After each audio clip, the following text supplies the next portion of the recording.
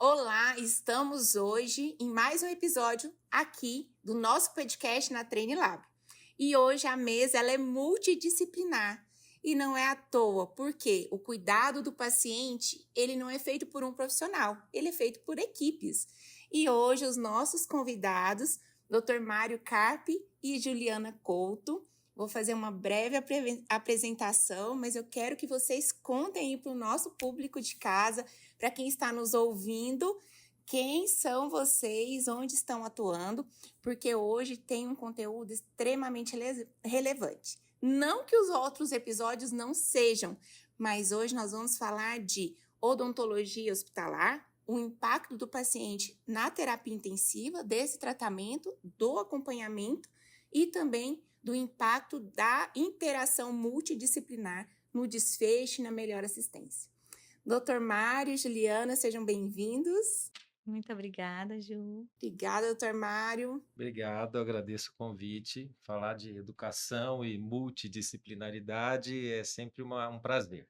Fico muito satisfeito de estar aqui. Estamos honrados com a presença de vocês. Dr. Mário, eu vou fazer aqui uma apresentação, mas com certeza aí dentro da sua expertise, é muito maior do que eu vou dizer, é um especialista, é médico pediatra, médico intensivista em pediatria, com uma experiência vasta, além da educação, também atualmente dentro da terapia intensiva no hospital privado aqui em Brasília, né, doutor Mário? Conta aí um pouquinho da sua história para nós. Bem, vamos lá. Eu tenho de UTI pediátrica há 26 anos, apesar desta cara jovial, né? Muito jovem. Só de UTI são 26 anos, de UTI pediátrica. Eu trabalhei cerca de 20 anos como médico e professor da Faculdade de Medicina de Botucatu, da Unesp. Coordenei a UTI durante muitos anos, coordenava a residência médica lá. E há 4 anos e meio estou em Brasília. Agora, como você falou, eu estou trabalhando como diarista da UTI pediátrica do Hospital Santa Helena, da Rede D'Or, e sou professor e coordenador de cursos de pós-graduação em pediatria, UTI pediátrica e emergências pediátricas do IBCMed Inspirário, ou seja, a minha atividade acadêmica continua hoje como professor e coordenador de pós-graduação. Então, sempre achei que a prática não pode ser dissociada da teoria, né? Então, eu sou um médico de beira-leito de UTI, efetivamente, faço consultório particular. De madrugada. Hoje é WhatsApp, né? Mas sim, faço consultório, faço UTI pediátrica, e aí, como eu falei, a prática não pode ser dissociada da teoria, né? A gente tem que ensinar aquilo que a gente faz, né? Efetivamente baseado nas melhores evidências, claro, né? Então, seguindo essa linha acadêmica. E dentro da UTI tem uma experiência grande justamente com a multidisciplinaridade, né? Em UTI, a UTI é multidisciplinar, né? Não se trabalha sozinho em UTI, as funções elas são integradas, complementares, e isso é muito, muito bom para o paciente, quando essa multidisciplinaridade efetivamente acontece. Muito bom. É isso, resumidamente é essa a minha história. Juliana Couto, muito bom tê-la de novo aqui no nosso podcast. Quem não assistiu o episódio da Ju, corre lá e vai assistir na íntegra. Isso. E antes disso, Juliana, vamos pedir, doutor Mário, todo mundo curta, se inscreva para estar atento às novidades do nosso canal aqui no YouTube e em breve em outras redes também. Ju, conta aí para nós quem é a Juliana Couto, onde está atuando. Olá, é um prazer estar aqui novamente, Ju. Já me sinto em casa, né? Que bom. Eu sou dentista, especialista em odontologia hospitalar. Tive o meu primeiro encontro aí com a terapia intensiva há quase 10 anos. E estava até comentando antes com o doutor Mário que o CFO determinou a especialidade de odontologia hospitalar esse ano. Então é muito recente, mas a gente já tem aí 10 anos de prática, né? De atendimento clínico, de UTI Covid, de atendimento no SUS, na rede privada. Então, a gente está ali na rotina diária compondo a equipe multidisciplinar, né? Tendo essa experiência ali do corpo a corpo com o paciente, do beira-leito, do centro cirúrgico. E estamos também como bons estudantes que somos também professores, né? Disseminando essa cultura, esse conhecimento de cuidado integral, dessa visão ampla do paciente, que é multidisciplinar. Né? Então, por isso é tão importante a gente ter esse olhar da odontologia e das demais profissões que compõem a equipe multi, né? A importância da sua função ali, compondo mesmo a rotina, né? A rotina multidisciplinar. E eu vou falar de mim também. Agora me deu uma vontade. Eu sou enfermeira de formação, também atuei em terapia intensiva, cardiologia. Já trabalhei com o Dr. Mário, já tive essa grande oportunidade com a Juliana.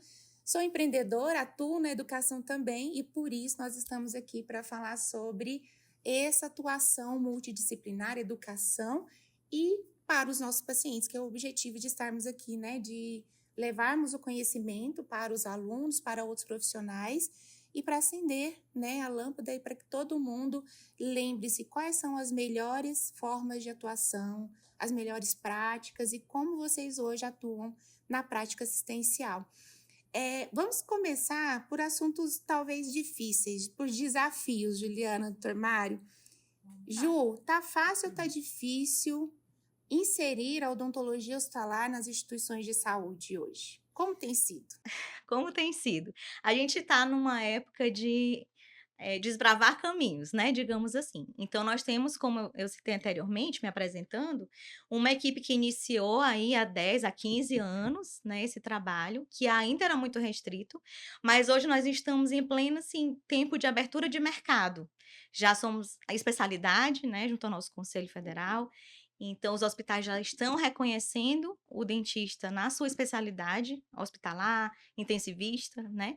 Então, estamos aqui justamente divulgando mais essa oportunidade no mercado de trabalho para o cirurgião dentista e divulgando para a equipe multi que ele pode contar com a gente, né, Ju? Então, estamos assim numa transição de um período que já foi mais fechado, né, que o dentista foi, assim, muito visível na pandemia da Covid-19, pela sua atuação ali no paciente em ventilação mecânica, né, e na prevenção de pneumonia associada à ventilação mecânica.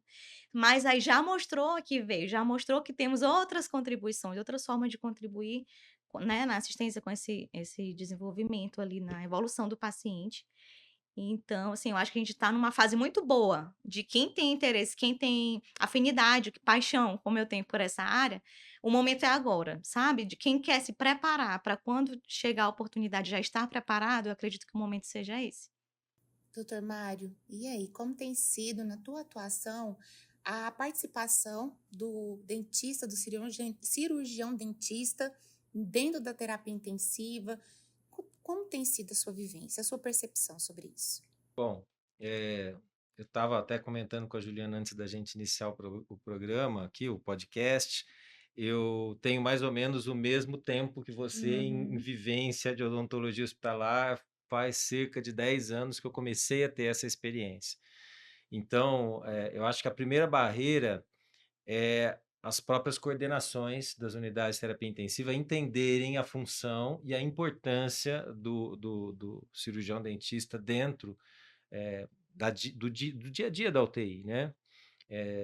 Ao meu ver, isso deveria ser uma rotina. A participação do dentista deveria ser rotineira, assim como do médico, do enfermeiro, enfim, né? E não por demanda.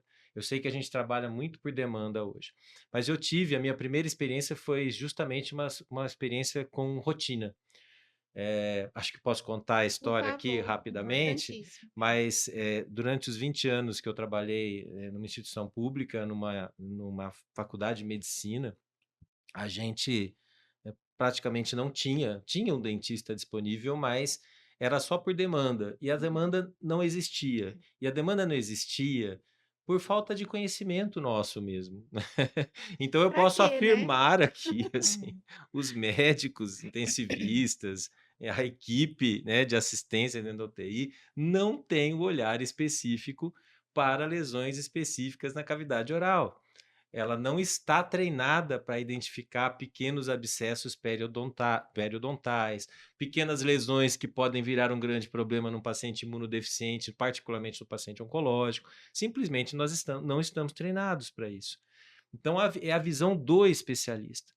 Então, eu não tinha experiência com um dentista dentro da UTI, digamos assim. Bom, tinha um dente caindo, apodrecido, aí você chamava o dentista. Chamava Perdeu o É, muita dente, vai dar atenção. problema, perdeu um dente, chama. porque na hora que foram entubar, Tubar. aí chamava, né? Mas isso não é o mais importante, né? Aí um belo dia, o diretor do hospital mandou um dentista para nós especializado em pediatria. Ele chegou assim muito tímido, eu era o coordenador da UTI, ele foi falar comigo, né? E a minha resposta foi assim: mandaram um dentista pra gente aqui? É Eu falei assim, sério isso, é professor? sério isso? Eu falei assim, assim, se o senhor não tiver nenhum, né, nada que, Objeção, nenhuma Nada objeção. contra. né? Eu falei assim, como objeção? Nossa, que coisa boa, mandaram um dentista pra gente. Eu falei, vem aqui, vou te apresentar pra equipe, você vai passar todo dia? Sim, vou passar todo dia. Vai ver todos os pacientes, todo dia, assim, de rotina? Vai, nossa, que maravilha e tal. E aí nós já começamos, ele já começou a discutir os protocolos padrão, específicos da área. Bom, mas resumindo, esse colega é meu amigo, né, até hoje, né, não está lá em Botucatu, mas nós nos comunicamos E sempre. meu Tá, Eu também, mando viu, um gente? abraço, doutor É o Dejan. Ederjan Mendes, Beijo. querido Helder. É um sujeito fantástico, muito interessado e que fez um trabalho maravilhoso lá. Simplesmente, depois a gente pode falar mais sobre resultados, mas isso interfere, por exemplo, na ocorrência ou não de sepse em paciente oncológico, que está fazendo lá indução para tratar um linfoma, uma leucemia, que antes era 100%, todos tinham sepse. E era tiflite, era mucosite. Bom, existe profilaxia para isso. E quem é que faz isso? É o dentista, é o odontólogo, né? Existe profilaxia, existe tratamento para as lesões que já existem, enfim, começa por aí. Então, não é só a questão da PAV, a pneumonia associada à ventilação mecânica. Isto é também, mas não é só a questão da PAV. Tem muitos outros aspectos que interferem, inclusive, na qualidade de vida de determinados pacientes. Vamos lembrar, né, a pediatria trabalha com grande parte de pacientes que não são capazes de dizer diretamente o que eles sentem. Sejam as crianças pequenas, os lactentes, os bebês, sejam os pacientes com encefalopatia, muitos dos quais com lesões graves nos dentes que não são vistas e que depois dessa intervenção eles começam a dormir melhor, melhora a qualidade de vida, melhora a manipulação das próprias medicações anticonvulsivantes que eles usam, enfim, diminui as infecções, né? Porque aquilo é foco de infecção. A boca é um foco de infecção potencial altíssimo. Então, é isso, né? Eu acho que a grande barreira é que os coordenadores, e aí chamo atenção para todos os meus colegas médicos, coordenadores de UTI pediátrica, adulta, a mesma coisa, né? Que se informem e se conscientizem dessa importância. UTI é multidisciplinaridade. Incrível. E a Juliana escreveu recentemente um informativo, né? Orientações pela AMIB, é isso, Ju? Conta um pouquinho para nós. Então, eu já me deparei com essa situação diversas vezes, né? Que em quase 10 anos já bati em muitas portas que me disseram, mas aqui eu não tenho PAV, né? Não preciso de dentista. Talvez porque a primeira publicação oficial da Anvisa ali foi inserindo a odontologia na prevenção de PAV. Mas a gente tem, vou até aproveitar aqui o gancho para falar de como as infecções em cavidade bucal se propagam, né, para a ordem sistêmica. São de duas formas, Ju. Uma é pela via broncoaspirativa, que é essa, né? O conteúdo bucal contaminado vem aqui através das vias respiratórias, invade lá o pulmão e tende a levar uma infecção extrabucal, que é uma pneumonia, né? Mas tem a outra via, que é a hematogênica. Então, essas bactérias caem na corrente sanguínea e também podem se depositar, infeccionar, gerar uma sepse, né, com repercussão em outros órgãos. Então, a gente já traz essa informação, né? Mas ainda encontramos muitas equipes fechadas, sem essa mentalidade linda da multidisciplinaridade, né? E aí, o que a gente fez? A gente pega o limão e faz uma limonada, né? Vamos parar e criar um informativo que a gente escreveu, doutor, chancelado pela AMIB-DF, né? Trazendo para a equipe médica, para a equipe multi, qual é o papel do dentista? Em que a gente pode contribuir? Né? Então, a gente trouxe ali prevenção de lesão, desde prevenção de lesão, desde a própria PAV, até melhoria no aporte calórico de um paciente, de repente, idoso, usuário de prótese, que antigamente o idoso ia para UTI e guardava a prótese, deixa em casa, né? E agora, com o dentista na rotina, eu consigo ajustar essa prótese, eu consigo ajudar a minha fono num processo de trabalho de disfagia, né? Eu consigo ajudar a minha físio num vedamento melhor da VNI quando eu tenho um paciente com prótese. Então, essa visão ali da rotina, né, que a gente trouxe para mostrar para a equipe médica, que não é só isso, né? Tem muito a ser feito. Né? Então, identificação de lesões, esses pacientes, os pediátricos, que não conseguem muitas vezes, né, reportar a dor, a infecção, os pais às vezes desconhecem, a equipe médica de repente não identifica, né? E a gente consegue, às vezes, identificar precocemente, evitar um quadro séptico, né? Diminuir um quadro álgico, diminuir o custo com antibiótico e com analgesia também. A laser terapia, por exemplo, é uma grande aliada Tempo de na analgesia, internação, tempo né? de internação, né? Então, tem um benefício muito grande para o sistema em si. Você falando, Juliana, sempre me vem várias imagens assim, retrospectivas, ó, TDB, não é quinta, hoje é segunda, mas me vem várias situações que eu vivenciei com a equipe assistencial, com a equipe de enfermagem, atuando como enfermeira, que em situações entubou o paciente, a primeira coisa, vamos mandar o paciente, a família levar a prótese para casa. E aí, quando volta, né, Ju? Não volta, a prótese não volta. Primeiro que a equipe não quer perder. Então, ela fala assim, não, deixa em casa, quando ele for de alta, traz de volta. Na criança, às vezes, a criança está iniciando, né, saindo os dentinhos, os primeiros dentes, né, doutor Mário, está com dor. E aí, essa intervenção, esse olhar da odontologia, para entender quando a prótese volta, quando é o melhor momento de ter uma intervenção dentro da unidade de terapia intensiva é extremamente relevante. Pode falar, doutor Mário, Quando por a dor é favor. relacionada à doença pela qual ela está internada lá, ou, por exemplo, a nascimento de dentes, no Pois caso das é. crianças, Uhum. hipercialorreia, que Sim, vocês a gente atuam faz. também, e a gente Uhum. tem, pediatria tem muito paciente hipercialorreico, Aí faz com pneumonia de cefalopatia e repetição. tal. A gente já tratou com toxina botulínica um paciente que fazia pneumonia de repetição, internações prolongadas e constantes, né? E aí, de repente, conseguindo um manejo salivar, né, desse cialorreia. E ajudando também ali a família, dando suporte na higiene, fazendo as raspagens, controle periodontal, ele tem uma melhora significativa nessa pneumonia recorrente, né? Uhum, sem dúvida nenhuma. Laser terapia profilática, que eu não Isso. sei a diferença de um outro, Juliana, talvez você possa até falar um pouquinho aqui pra gente, Sim. mas sim, existe laser terapia profilática para paciente com lesão em mucosa. Isso. Isso para os pacientes oncológicos é muito importante. Quando eu falo assim, que o médico não identifica, não é porque o médico é ruim, não, é porque ele A está gente, treinado para a outras nossa coisas. formação E é não para assim. ver lesões pequenas e específicas, que elas são pequenas agora, às vezes passíveis de profilaxia, um pouco maiores, já passíveis de tratamento, mas que depois elas viram uma mucosite, uma sepse, essas coisas. E eu falando como enfermeira, pela enfermagem, nós temos lá na prescrição de enfermagem, higiene oral 3 vezes ao dia. Mas muitas situações, uma higiene oral inadequada, porque nós não temos a formação que vocês têm, o olhar específico, né, para a cavidade oral, para entender que aquela situação pode ter um impacto muito maior lá na frente, né, sistêmico, uma mucosite oral, uma inapetência, pode até impactar numa passagem de sonda nasoentérica, porque esse paciente não vai conseguir, né, deglutir. Então, é pela nossa formação, vocês são os especialistas, né? E essa inserção na rotina, Juliana, todos os hospitais hoje que você atua no Distrito Federal já possuem essa rotina dentro da equipe multidisciplinar de ter o médico, o médico, o dentista ou não? Como tem sido? Nós já temos em grandes hospitais aqui, né, do Distrito Federal, nós já temos o dentista inserido na rotina. Então, ele participa da admissão de todos os pacientes, da visita multidisciplinar, né, do round, discute ali com a equipe médica sua visão, seu olhar, né, sobre a doença, o estado bucal do paciente, né, e faz seu plano de tratamento e acompanhamento, né, mas ainda há instituições, e olha que aqui no Distrito Federal já é bem aberto.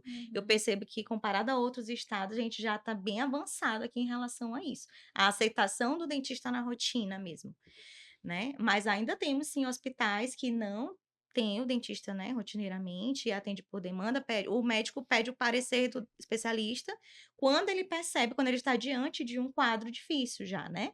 Então, normalmente, esse quadro já é de difícil controle, a minha medida vai ser mais invasiva, né, o paciente já sofreu ali uma infecção, uma dor muito grande, né, então o ideal seria ter esse dentista na rotina. E falando da profilaxia, o laser, por exemplo, a gente tem alguns casos específicos, por exemplo, um paciente que está passando por ciclos quimioterápicos que já apresentou história de mucosite, é um das indicações, né.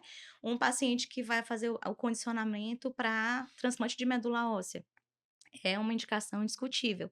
Do laser profilático, né. O que que a gente faz com esse laser profilático? A gente faz as aplicações, um protocolo de aplicações da laser terapia e também cuidados de higiene, de hidratação das mucosas, para prevenir lesões de mucosite, porque a mucosite começa ali num tecido, né, um pouquinho mais profundo, digamos assim, e aí o laser vai atingir esses tecidos e vai evitar que essas úlceras, são grandes aftas, se formem, né, chegue a ulcerar. Então, quando estiver iniciando ali um processo de formação da mucosa, o laser já ajuda na cicatrização e na analgesia. Então tem casos indicados, né, que nós temos protocolos preventivos, né, então a gente consegue evitar, né, muitos danos para o paciente.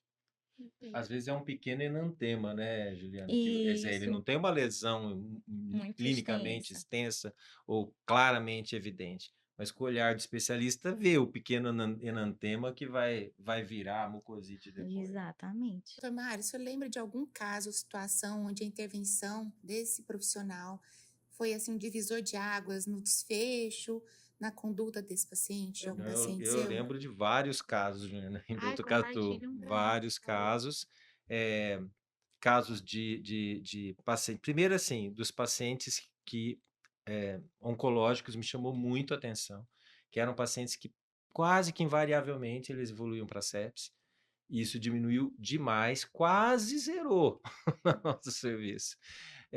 Casos de mucosite que não foram para frente, que também, certamente, nesses mesmos pacientes oncológicos. Então, esses me chamou atenção.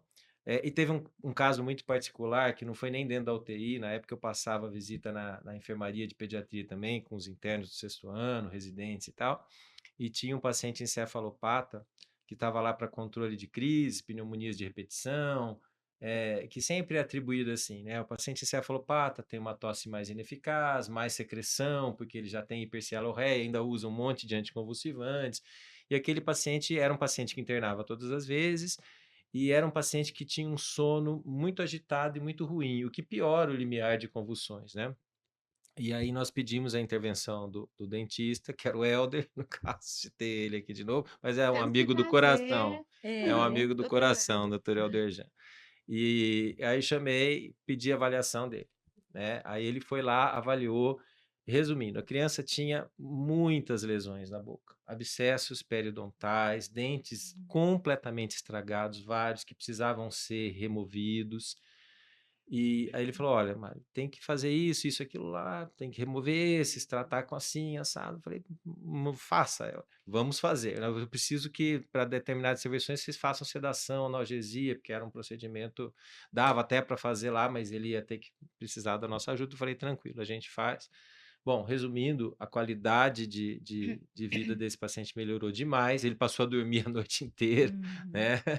Para a Isso chamou muita família, o atenção. impacto, A né? mãe ficou emocionada e veio agradecer o dentista por isso, porque nitidamente mudou a qualidade de vida daquele Que paciente. maravilha. Então, assim, eu tenho para mim que por rotina, hoje mesmo assim, os hospitais que trabalham por demanda, eu quando tô, eu falo, eu penso o seguinte: o paciente é encefalopata ou o paciente é oncológico, pede avaliação. Para começar, Uhum. independente de você achar que ele tem alguma coisa ou não, Já é pede Já elegível, é uma avaliação. né. indicação, Isso, um exatamente. critério de Paciente oncológico, paciente encefalopata, esses com certeza a gente tem que pedir, e pacientes que são imunodeficientes por qualquer outro Uhum. motivo, para já você fazer essa questão da profilaxia, você evitar os problemas que vão chegar. Então, de caso que me marcou bastante foi esse, mas principalmente a diminuição da taxa de pacientes que internavam na UTI, este sim, com sepse por foco, que a gente sempre atribuía, começava com uma mucosite e virava uma tiflite, né? Era assim. E aí é cobertura de amplo espectro, inclusive antifúngica e tudo mais. Não, e tempo de internação. E nesse momento que nós estamos, está totalmente em alta a questão de custos, operadoras de saúde, instituições de saúde, né? Tanto privadas quanto públicas. O quanto isso custa, né, Juliana? Doutor Mário, o quanto custa? Custa tempo de internação, custa desfecho, né? Custa. O senhor já tinha falado sobre aí indicadores, sobre dados que nós podemos trazer aqui na mesa que impactam diretamente na experiência do paciente, na qualidade do atendimento e principalmente o quanto cada um vai gastar com essa internação, né, desse paciente.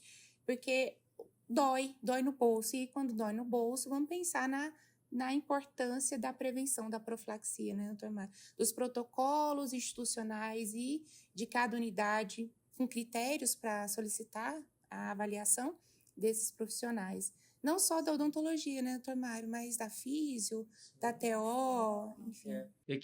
Essas outras especialidades, elas meio que já estão inseridas na UTI, que também foi um processo, né? Não foi assim. Quando eu comecei a fazer UTI, fisioterapia tinha horário que ia na UTI, não tinha fisioterapia 24 horas, não tinha físio específica para pediatria, não é? As coisas são assim, elas vão caminhando, né?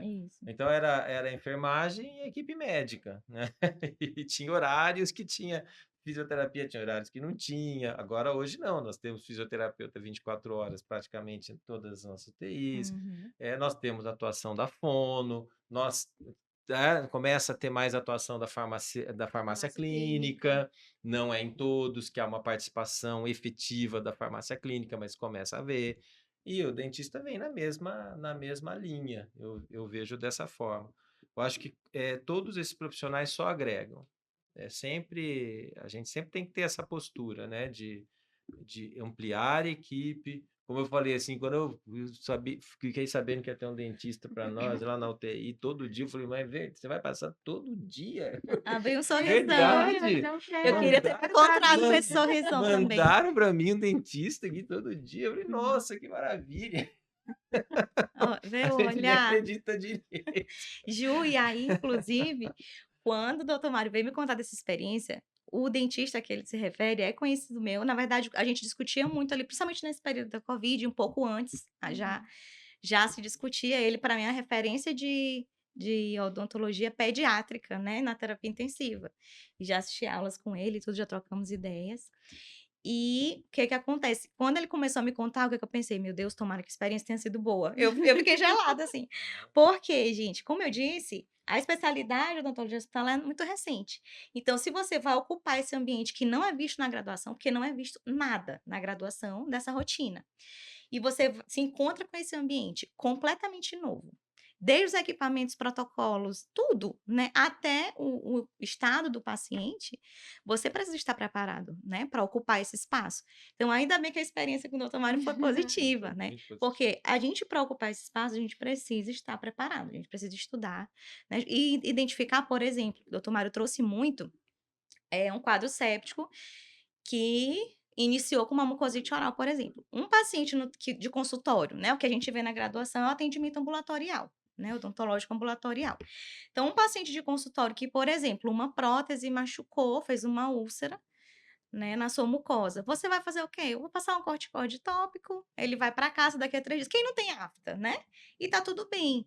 Esse rompimento da integridade do epitélio num paciente imunossuprimido pode virar uma sepse. Gente, quem não tem afta, o quanto incomoda para nós. Incomoda. Então, assim, além da dor, que vai retardar ali uma evolução de uma dieta, por exemplo, né? Aí diminui o aporte calórico. Né? Exatamente. Então, além da dor, que vai trazer assim, muitas repercussões negativas, aumenta a ansiedade, aumenta a pressão, enfim.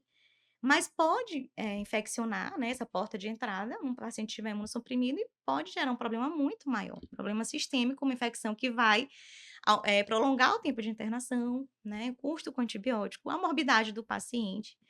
E, assim, tem um impacto, né, geral em toda a equipe, né, em toda a evolução do paciente. Isso se aplica também a pacientes com gengiva estomatite herpética, mão, pé, boca, que são Sim, falando dos casos que eu vejo na pediatria, né? isso, Onde a atuação também com laser terapia, ela é é impressionante, assim, incrível, em 2 aplicações, assim, é muda incrível. demais, É, o muda doutor vai me demais. corrigir se eu estiver errada, mas o paciente tá com uma manifestação viral herpética, muito pequenininho, aí vai fazer antiviral. Ou então vamos esperar aqui o ciclo do vírus, vamos fazer o paliativo, né. E aí chegou a laser terapia, doutor, assim, como uma opção terapêutica não medicamentosa, que a gente tem muito paciente já trazendo para UTI adulto, renal, cardiopata, que eu não posso prescrever um anti-inflamatório não esteroide, então a gente tem usado muito desse recurso não medicamentoso. E ao laser, nessa terapia, né, antimicrobiana, a gente cora ali, se for bactéria, vai corar a parede celular da bactéria, se for o vírus, e aí espera ali um minutinho, cora com um corante azul específico, corou, quando a gente vem com a luz laser vermelha, essa bactéria, a parede celular rompe, né, faz a apoptose celular, ela morre, ou vírus ou fungo. Então faz uma ação antimicrobiana, não medicamentosa, que tem um resultado já, expressivo, né, na literatura, nos artigos, né, na atualidade já trazem esses resultados expressivos. É azul de metileno que vocês É o usam, né? azul de metileno. A literatura ela está muito clara do benefício da odontologia hospitalar dentro das unidades de terapia intensiva. Eu estudei, claro, para conversar com vocês, quero, né, nós queremos trazer o melhor para vocês e as evidências científicas deixam tudo isso muito claro. E a literatura internacional, mais ainda, ela já traz a atuação da odontologia hospitalar há muito mais tempo, né? No Brasil, ela chegou muito mais agora, né, Juliana? Chegou muito recentemente. E, doutor Mário, nós que já temos uma rotina dentro de terapia intensiva, o RAUD, e a participação desse profissional e de outros profissionais nas melhores intervenções para o paciente, na discussão, acredito que é um momento bem oportuno, né, doutor? O RAUD multidisciplinar, ter esse profissional e dar a voz para que o paciente também exija a participação da odontologia, acredito que é um bom caminho, né? Sem dúvida, o round multidisciplinar ele é um momento muito importante dentro da UTI pediátrica, né?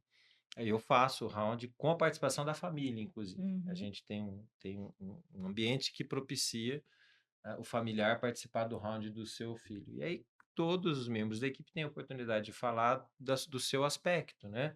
Da sua visão da doença, dos aspectos que eles podem atuar. E sem dúvida, esse é um momento muito oportuno para isso.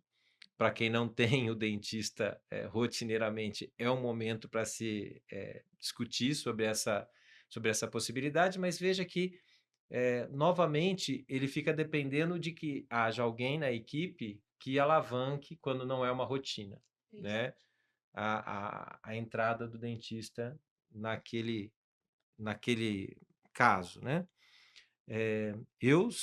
Tenho hoje uma visão muito clara, na minha opinião, que deveria haver uma rotina. Se não vai ver todos os pacientes todos os dias, vai ver todos os pacientes na admissão e aqueles pacientes que precisam de uma intervenção efetivamente vão ser acompanhados na frequência com que o Uhum. dentista definir, Isso. né?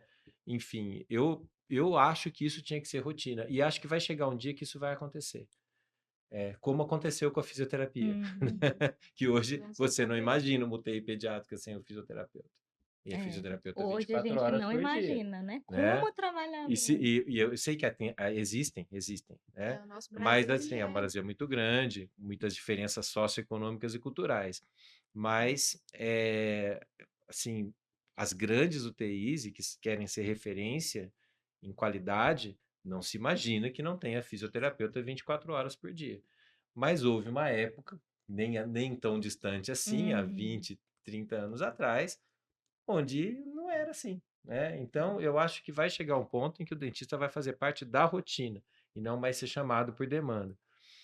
Hoje, eu trabalho dessa forma, é por demanda, mas eu já tenho, justamente porque tive uma experiência anterior, de alguns pacientes, independente de eu achar que ele tem alguma coisa ou não, a gente já chama de rotina Uhum.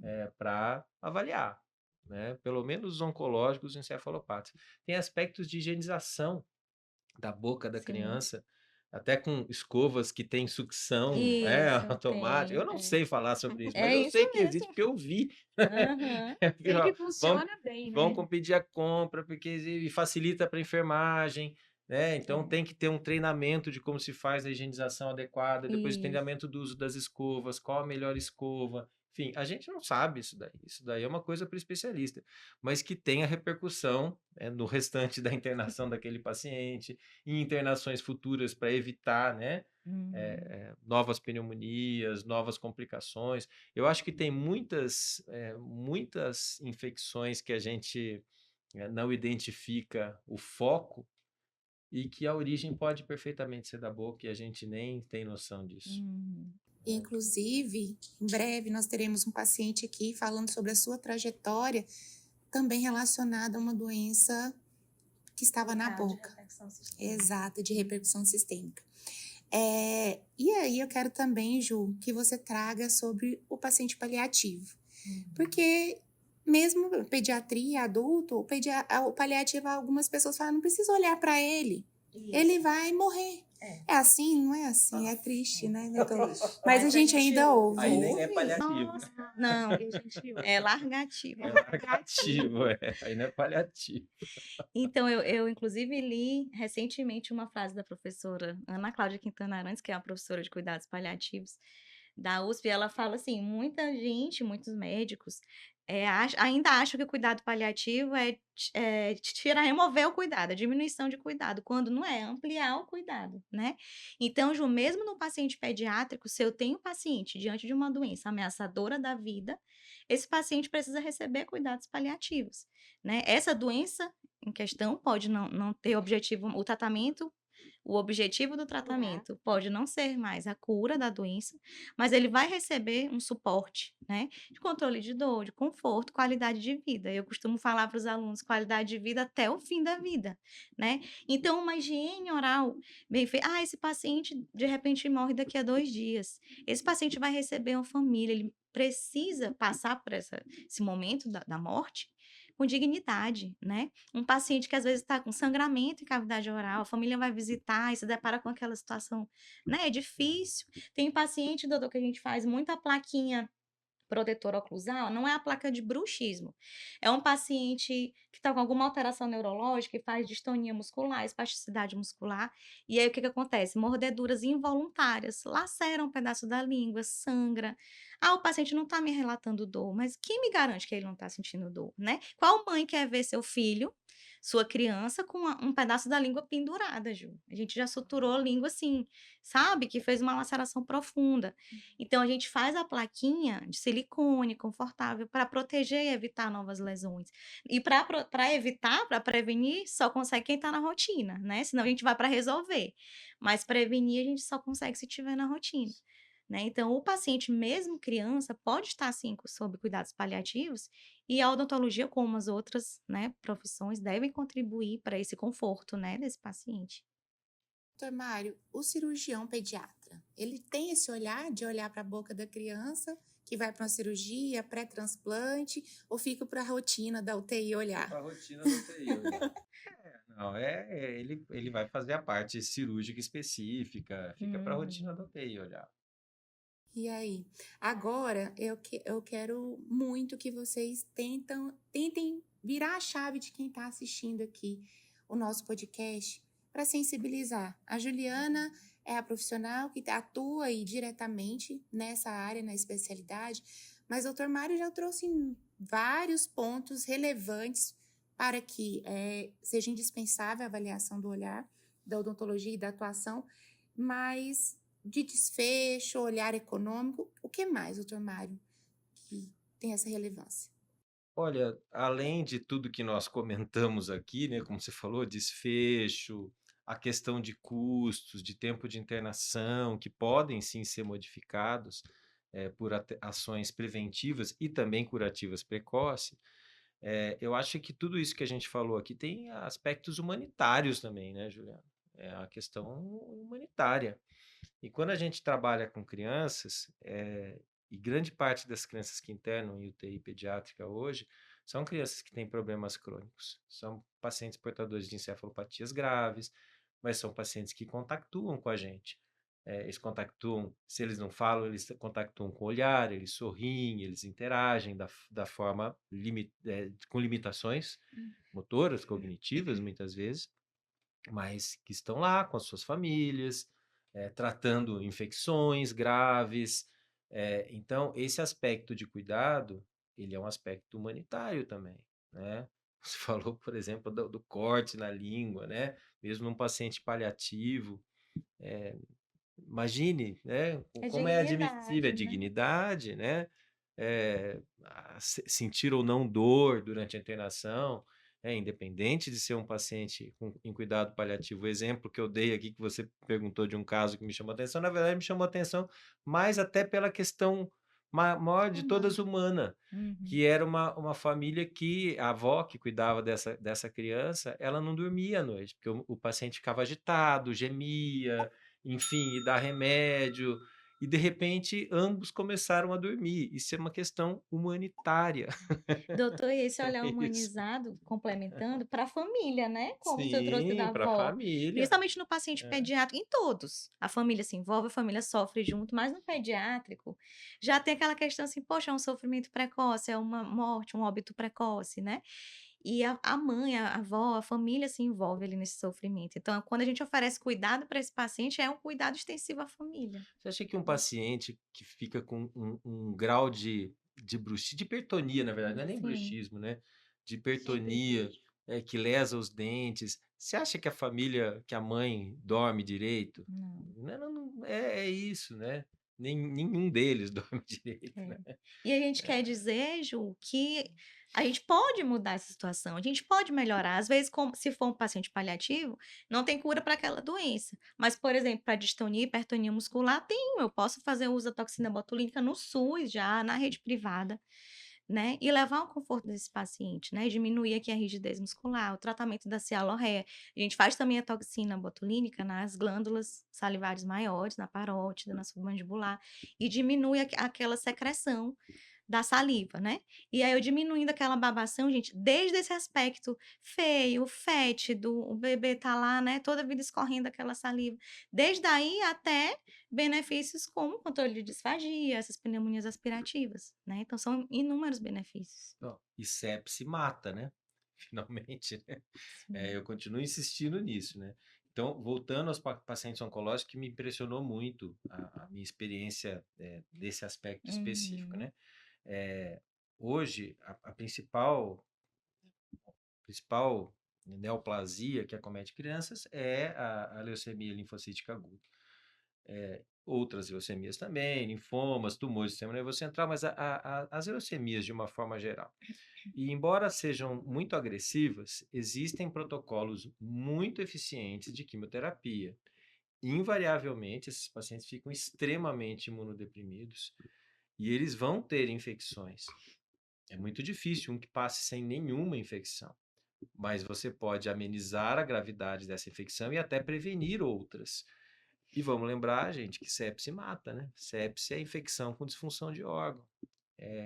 Então, quando você previne uma infecção ou evita o seu agravamento, você não sabe quantas vidas você salvou, né? Porque a mortalidade por sepse no Brasil é altíssima, não é? Então, isso tem que ser levado em consideração. Aqui nós não estamos nem falando de cuidado paliativo, nós Uhum. estamos falando de um paciente que tem uma vida inteira pela frente, né, que teve uma leucemia, uma doença curável. Hoje em dia, na maioria das vezes, os protocolos são muito bons, mas tem os seus efeitos adversos, e um deles é a imunodepressão grave. Então, eu acho que esse é um cuidado fundamental, né, hoje em dia, para esses pacientes. Bom, nesse podcast, acredito que, resumindo, nós falamos aí de multidisciplinaridade, assistência com um olhar centrado no paciente, sustentabilidade do sistema de saúde, melhores desfechos, né? Economia e o melhor, humanização, o melhor para o paciente, experiência do paciente, né? Então, você que um dia pode ser um paciente também. Como que nós gostaríamos de ser tratados? E como nós gostaríamos que nosso familiar fosse tratado. Então, quanto mais nós lutarmos para que todos estejam inseridos para o melhor cuidado do paciente, melhor. Ju, e como quem está assistindo pode encontrar suas recomendações, a sua publicação. Saiu essa semana, né? Saiu. Vocês podem encontrar esse informativo mais direcionado para os profissionais, né, da equipe de terapia intensiva, mais especificamente. E ele está no site da AMIBDF, é www.amibdf.org.br, né? Mas assim, tem as redes sociais, o Instagram da Train Lab, a gente está sempre por lá também. E nas nossas redes sociais, no nosso consultório, na nossa rotina de UTI, a gente consegue também informar mais a comunidade, né? Os pacientes, os familiares. Então, estamos aqui super à disposição, digo sempre, à disposição da Train Lab, à disposição da comunidade em geral para transmitir essas informações, né? Eu acredito que o mais importante é deixar esse recado, assim, para o dentista que se identifica com essa área de trabalho buscar se capacitar, né? Para a equipe abraçar a multidisciplinaridade, né, como um todo, e para o paciente buscar o seu direito de ser avaliado por completo, né, o seu direito de ter o seu diagnóstico bem identificado, né? Então, por isso, exige ali a presença do dentista, do fisioterapeuta, do fonoaudiólogo, né, no seu acompanhamento diário. Perfeito. Doutor Mário, onde os profissionais, pediatras, colegas, especialistas, estudantes podem encontrar você para aprender mais com você?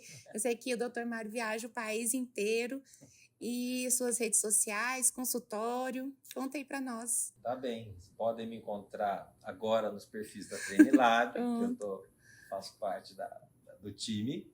Agradeço. Muito feliz o por isso. convite da Juliana. Podem me encontrar no meu Instagram, Mário Ferreira Carpe. Basicamente é isso, Ju. Eu não sou uma pessoa difícil de ser encontrada, não. Podem entrar no meu site, drmariocap.com.br. Podem entrar lá também, tem um pouquinho da minha história lá. E é isso. Nós vamos deixar os links também da Juliana, do Dr. Mário, aqui para quem quiser entender um pouco mais a história e assistir os cursos, as aulas, ou até mesmo no consultório, né? A Ju faz consultório, Dr. Mário com consultório. E agradecemos, compartilhem, curtam, sigam para muitos outros conteúdos. E eu já quero aqui antecipar, eu quero mais, queremos mais. Triplo C. Então, curta, comente e compartilhe. Isso aí. E até o próximo episódio. Foi um prazer, foi muito gostosa a conversa. E até a próxima. Obrigada. Obrigado. Prazer. Até.